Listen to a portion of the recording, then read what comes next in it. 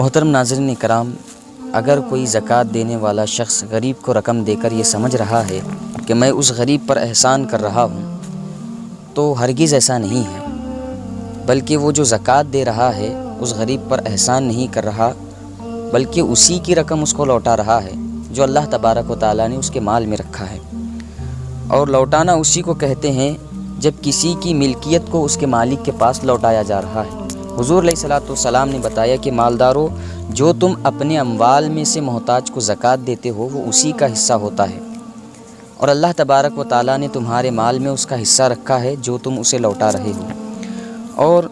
جب انسان کو یہ فکر مل جاتی ہے تو وہ زکوٰۃ کی ادائیگی کے باب میں کسی پر احسان نہیں جتاتا،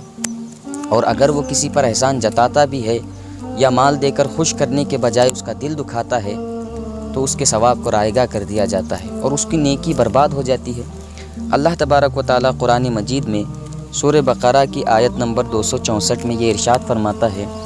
کہ یا ایھا الذین آمنوا لا تبطلوا صدقاتکم بالمن والاذی کالذی ينفق مالہ رئاء الناس۔ اے ایمان والو، تم اپنے صدقات کو احسان جتا کر اور دل دکھا کر اس شخص کی طرح ضائع مت کرو جو لوگوں کو دکھانے کے لیے مال خرچ کرتا ہے۔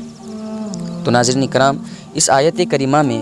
ہمیں یہ حکم دیا جا رہا ہے کہ جب ہم کسی پر احسان کرتے ہیں